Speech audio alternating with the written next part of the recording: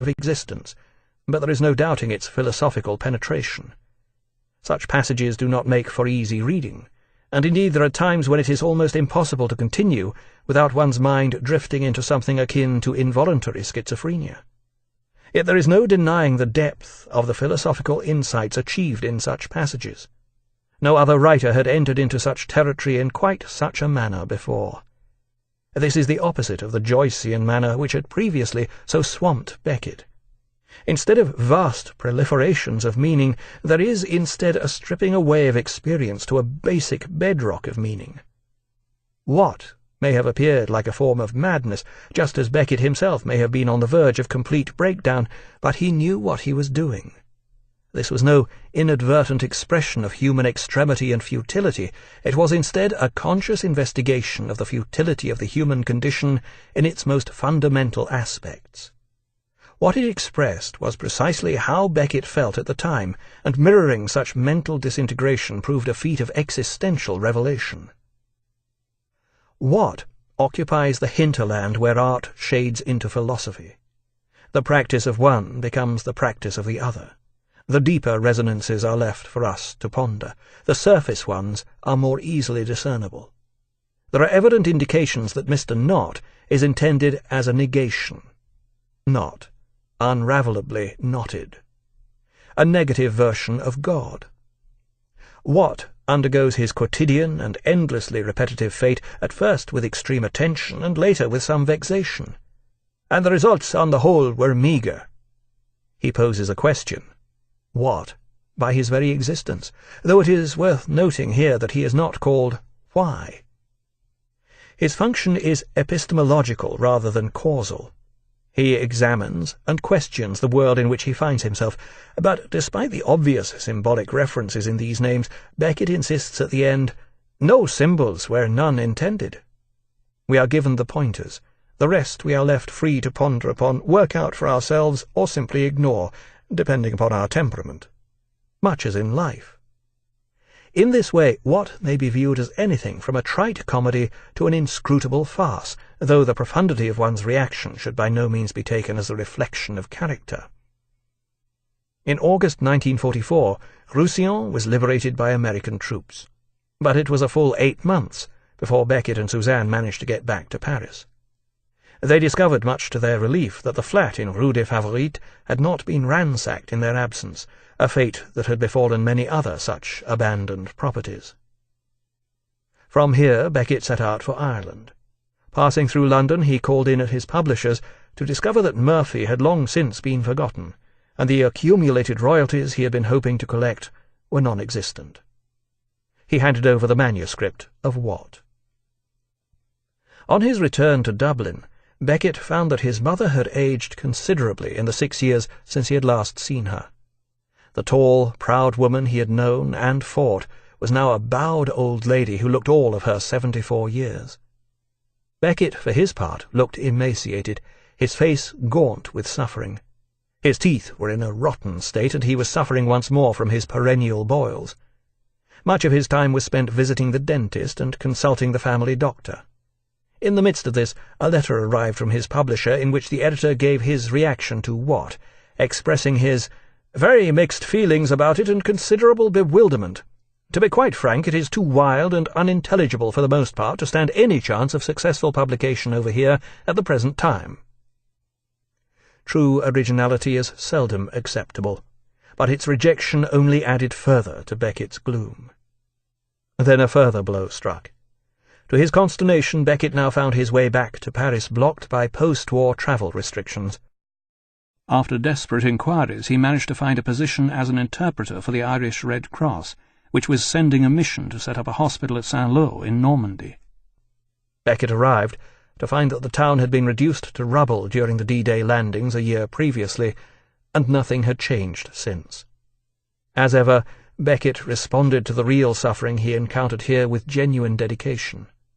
When his tour of duty was over, he returned to Paris.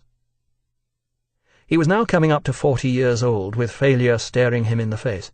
He had no idea what to do. Since writing was the only thing he could do, he began scribbling a few disconnected pieces.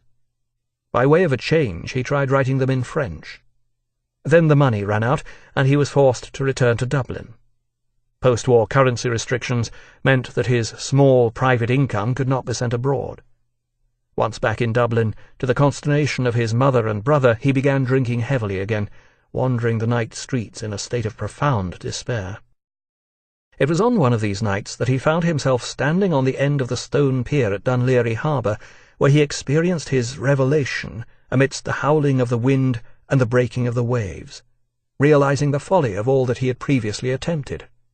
I became aware of my stupidity. All the while he had striven to be knowing, to impart knowledge of one kind or another. His early writings had been swamped by this intellectual knowingness, yet even his later writings had attempted to come to terms with the world, imparting some philosophical apprehension of it. But this had been his big mistake.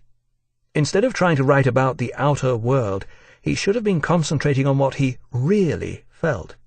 He should have been concentrating on what he alone knew, his own feelings, the darkness of his inner world, filled with the uncertainty and hopelessness that constantly dogged him. It was not knowledge he should have been striving to impart, but ignorance. This was his true material, what he had been ignoring all along, the darkness of his own mind. Realizing this, and achieving it, were not the same thing. Beckett returned to Paris and began trying to put into practice what he had fleetingly understood. He found that writing in French gave him a certain freedom, allowing him to shed all the intellectual fluency that came so easily to him in English. Here he found a basic style, a simple syntax and unadorned language which utterly suited his purpose. But how to use this language? He started into a novel about two knockabout Irish characters called Mercier and Camier, Huguenot names like his own. He described their inept blundering from inconsequential disaster to drunken farce, with much hilarious deadpan dialogue in between. Here was the hopelessness he had been looking for, but still something was not quite right. There now began the period of Beckett's life which he referred to as the siege in the room. This would last from 1946 until 1948, during which he would produce his finest work. It was spent largely in his room, isolated from the world, coming face to face with his own demons, attempting to explore the workings of his mind. His routine was for the most part simple enough. He would rise around the early hours of the afternoon, make himself scrambled eggs, and retire to his room for as many hours as he could bear. He would then leave for his late-night perambulation of the bars of Montparnasse, drinking copious amounts of cheap red wine, returning before dawn and a long attempt to sleep. His entire life revolved around his almost psychotic obsession to write. The writing itself was psychologically painful in the extreme, and to begin with did not go according to plan. In despair he attempted to write a long, complex, 3-act play called Eleutheria, the Greek for freedom. The play recounted the attempts of a young man called Victor Crabbe to break free from his middle-class family. The hero's name was indicative of Beckett's self-esteem during this period. The action of the play took place on a stage divided into a bourgeois living room and Victor's bare room, and involved a variety of characters with names such as Skunk, Puke, and Mec. Mec is French for pimp. But this proved no good, and he set it aside. Though he didn't realize it at the time, both the names and the embryonic characters to which they were attached would continue to grow in his mind, reappearing years later in all their mature idiosyncrasy.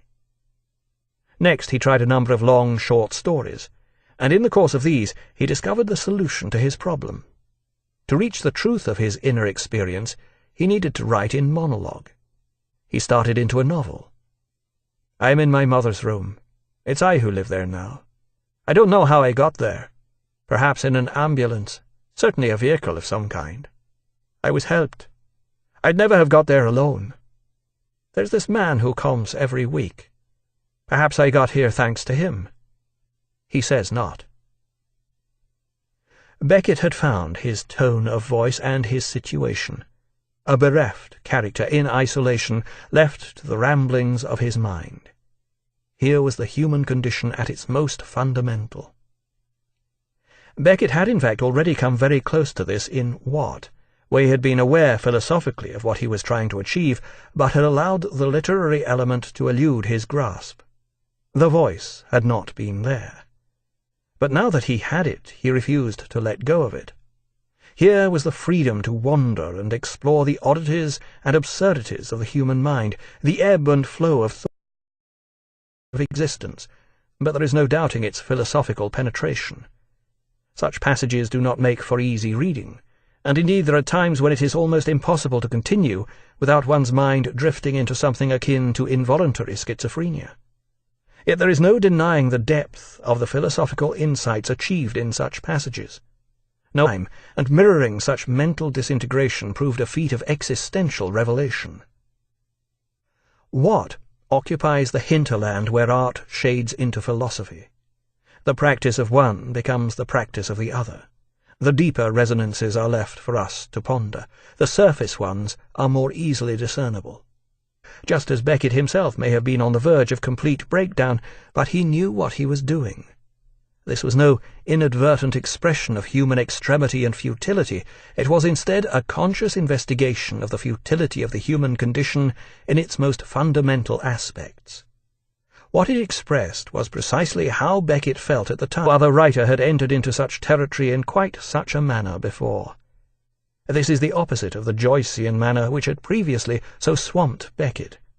Instead of vast proliferations of meaning, there is instead a stripping away of experience to a basic bedrock of meaning. What may have appeared like a form of madness, there are evident indications that Mr. Not is intended as a negation. Not, unravelably knotted. A negative version of God. What undergoes his quotidian and endlessly repetitive fate, at first with extreme attention and later with some vexation. And the results are